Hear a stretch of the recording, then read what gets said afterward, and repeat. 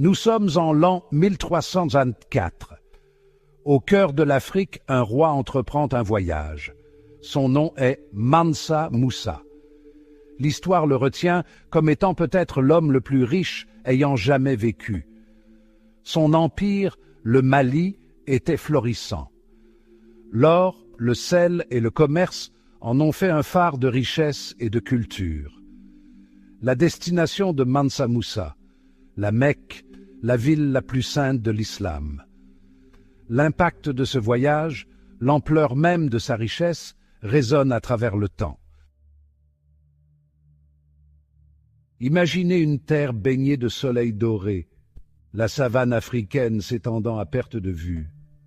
Les vastes plaines, où la nature règne en maître, offrent un spectacle à couper le souffle. C'était l'empire du Mali, un royaume bâti sur les richesses de la terre et l'esprit de son peuple. Les habitants travaillaient sans relâche, cultivant et exploitant les ressources naturelles pour bâtir une nation prospère. En son cœur se trouvait Tombouctou, une cité de savants et de commerçants, un carrefour de culture. Les marchés étaient animés, les rues grouillaient de vie et les érudits partageaient leurs connaissances. C'est là que commence notre histoire, avec l'avènement d'un roi, un musulman fervent nommé Mansa Moussa. Son règne allait transformer l'empire de manière inédite. Il hérita d'un empire puissant, mais Mansa Moussa ne se contenta pas d'hériter de la grandeur. Il voulait laisser une empreinte durable, une marque indélébile dans l'histoire. Il envisageait un Mali qui ne serait pas seulement riche, mais aussi un centre de savoir et de foi. Les bibliothèques de Tombouctou devinrent des phares de connaissances, attirant des érudits de partout. Son ambition était aussi vaste que son empire, et ses défis étaient nombreux. Il rêvait d'un Mali unifié et prospère, où chaque citoyen pourrait s'épanouir.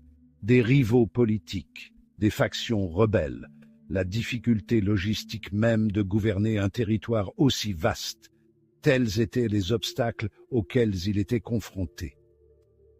Mais Mansa Moussa était déterminé à surmonter ces défis et à mener son empire vers un âge d'or. Nous sommes en 1324, une époque où le monde était en pleine transformation. Mansa Moussa, l'un des rois les plus riches et les plus puissants de l'histoire, entreprend son Hajj, le pèlerinage à la Mecque. Ce n'était pas un simple voyage de foi, c'était une déclaration au monde, un témoignage de sa puissance et de sa piété, une démonstration de la grandeur de son empire. L'ampleur de la caravane était stupéfiante. Imaginez une procession s'étendant à perte de vue, une mer de visages et de bêtes de somme. Des milliers de soldats, de serviteurs et de sujets l'accompagnaient, ainsi que des chameaux chargés d'or, de bijoux et de trésors inestimables. C'était un roi qui voyageait comme un dieu, entouré de splendeur et de magnificence. Des histoires de sa générosité le précédaient, se répandant comme une traînée de poudre. Il distribuait de l'or si librement que sa valeur chuta dans les villes qu'il traversait, provoquant des bouleversements économiques. Sa générosité ne se limitait pas à la richesse. Il s'agissait de diffuser l'influence du Mali, de montrer la grandeur de son empire. Pouvez-vous imaginer le défi logistique que représente le déplacement d'une telle richesse à travers un continent? Chaque détail devait être minutieusement planifié. Chaque étape est devenue un spectacle, un témoignage de l'opulence du roi, attirant des foules curieuses et émerveillées. Des mosquées ont été construites, des érudits ont été engagés et le nom de Mansa Moussa a été gravé dans les chroniques de l'histoire, laissant une empreinte indélébile. Des sables du Sahara aux villes animées d'Égypte, les récits de sa richesse se sont répandus comme une traînée de poudre, captivant l'imagination de tous ceux qui les entendaient. Certains les ont rejetés comme des mythes extravagants, des fables trop belles pour être vraies. D'autres y ont vu la preuve d'un roi touché par la faveur divine, un être exceptionnel béni par les cieux.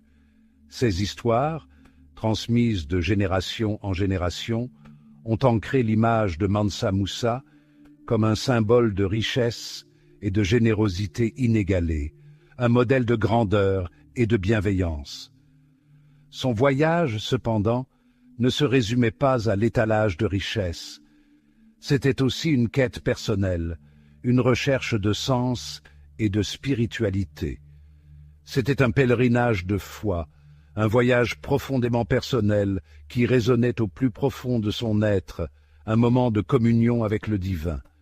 Le Hajj est un voyage de purification et de renouveau spirituel, un rappel de l'égalité de tous devant Dieu, un moment de réflexion et de prière.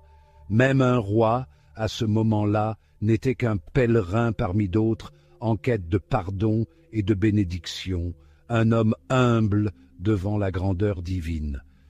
Lorsque Mansa Musa retourna au Mali, il ramena avec lui non seulement l'accomplissement spirituel, mais aussi des érudits, des architectes et des artistes qui allaient enrichir davantage son empire, apportant de nouvelles idées et de nouvelles perspectives. Il avait montré la richesse du Mali au monde, mais plus important encore, il avait ramené le monde au Mali, créant un échange culturel et intellectuel qui allait marquer l'histoire de son empire pour les siècles à venir. Le pèlerinage de Mansa Musa a eu un impact profond.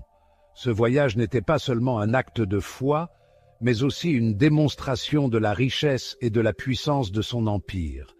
Il est retourné au Mali non seulement en tant que roi, mais en tant que légende. Son retour a été marqué par des récits de sa générosité et de sa grandeur. Son voyage a placé le Mali sur la carte, littéralement.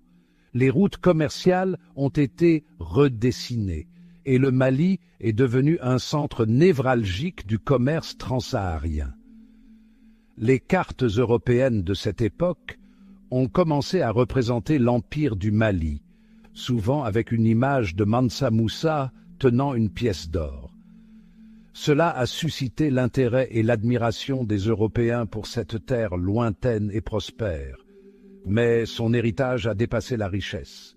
La véritable grandeur de Mansa Musa réside dans son investissement dans l'avenir de son peuple. Il a fait de Tombouctou un centre d'apprentissage, un phare du savoir qui a attiré des érudits de tout le monde islamique.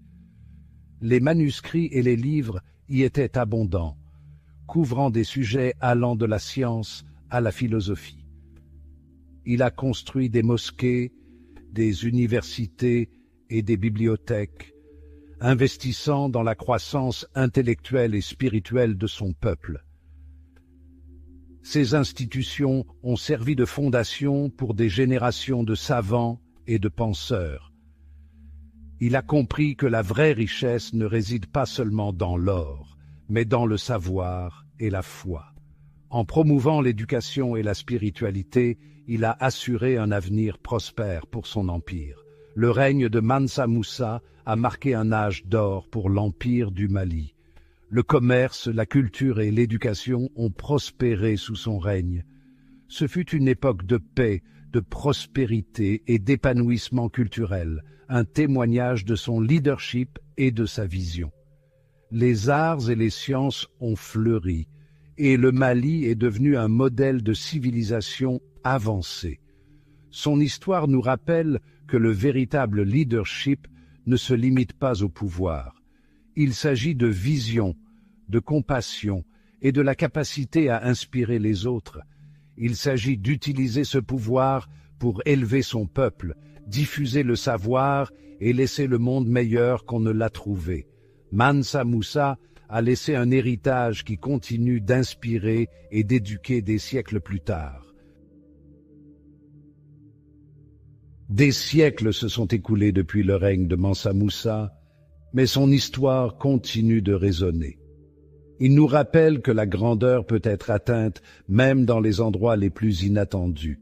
Il nous met au défi de réfléchir à la véritable signification de la richesse et à l'importance d'utiliser nos ressources pour avoir un impact positif sur le monde. Pensez aux dirigeants que nous admirons aujourd'hui. Quelles qualités possèdent-ils? Sont-ils mus par la cupidité et l'intérêt personnel, ou s'efforcent-ils d'élever leur communauté et de laisser une empreinte positive sur le monde?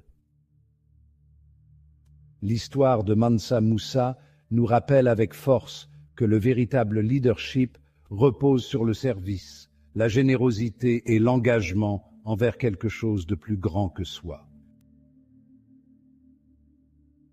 Appel à l'action finale. Si vous avez apprécié ce voyage dans le temps, pensez à aimer cette vidéo et à vous abonner à notre chaîne pour d'autres explorations des personnages les plus captivants de l'histoire. Et dites-nous dans les commentaires quels autres personnages historiques vous inspirent par leur leadership et leur réalisation. Poursuivons la conversation.